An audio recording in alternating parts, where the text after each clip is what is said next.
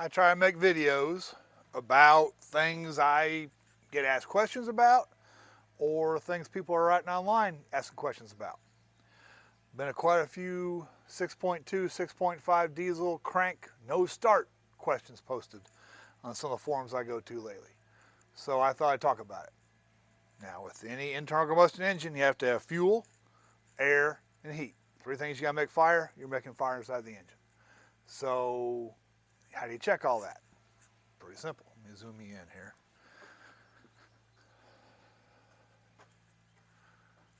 On the 6.2s with the no turbo and the 6.5s no turbo, air.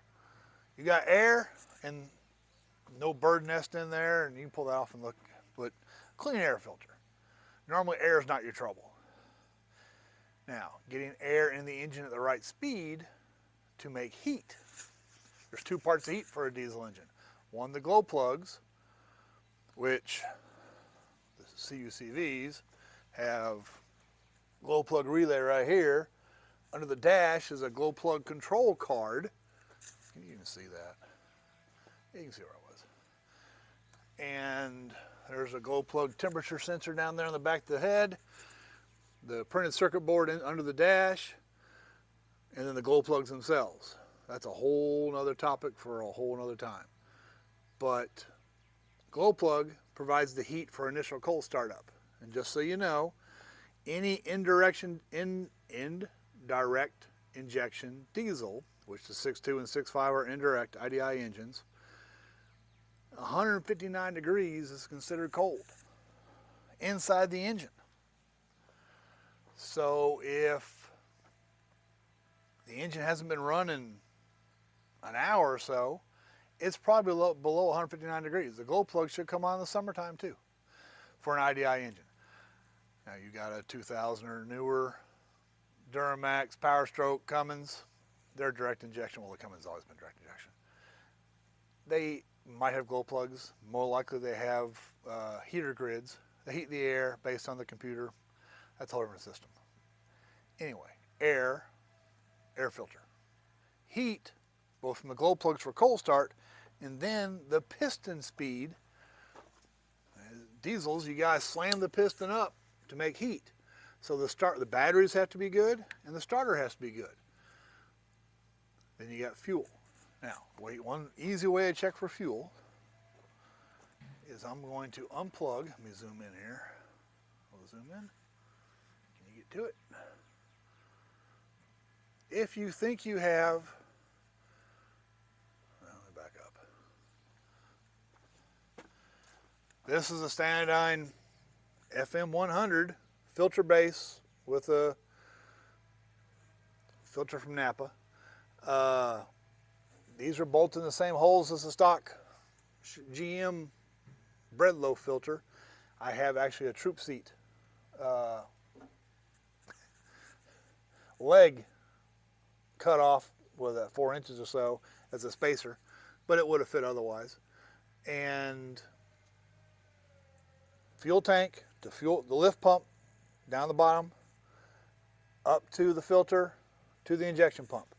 If you have no air in that and you're sure you got fuel everywhere, that's not your trouble. Then the next thing to check is the fuel solenoid. Now, can you see the pink wire? Yes, you can see the pink wire. Yes, it actually is pink. This is the pink wire. And you pull that off. I'm going to turn the ignition on. I'm not going to try to start it. Well, I can. We can do this. It'll spin all day. No fuel going to the engine. Okay, the key is on. Hopefully you can hear this. Can you hear that? Let me move my microphone over there. See if you can hear this.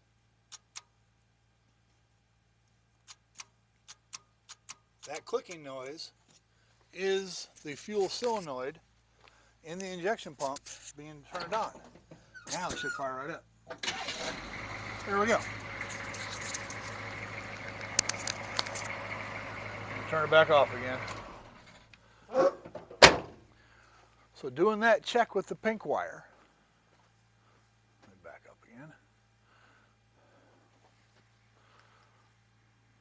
This was just a real quick 5 or 6 minute check.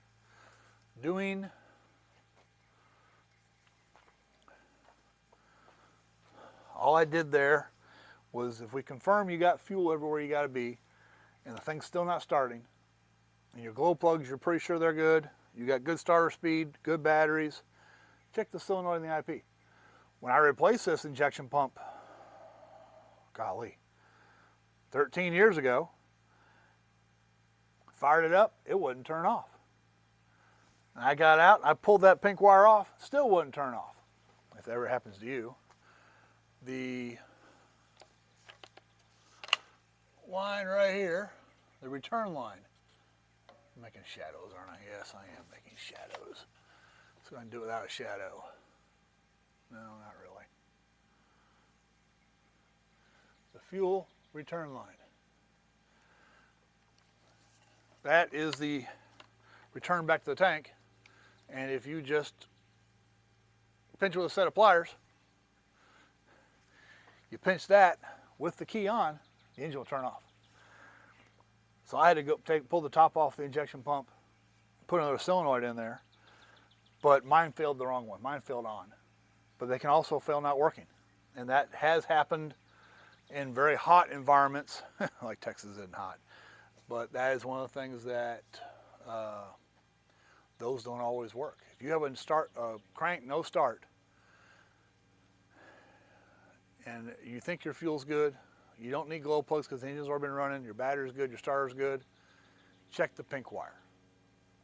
And hopefully it'll just be loose. I had this pink wire come off. I was driving out middle of the night between Uvalde and Camp Wood, Texas, out middle of nowhere. And all of a sudden I just lost power and all the idiot lights came on with the key off idiot lights. It's like, ah! Middle of nowhere, no cell phone section, no reception or anything. I got out, popped the hood, pink wire was laying to the side. I put it back on, thing fired up, I drove on. But the pink wire, make sure you get, and if you're getting no click, put a voltmeter on the pink wire and see what the pink wire, if you're getting voltage. It should be 12 volts. Real simple, crank, no start.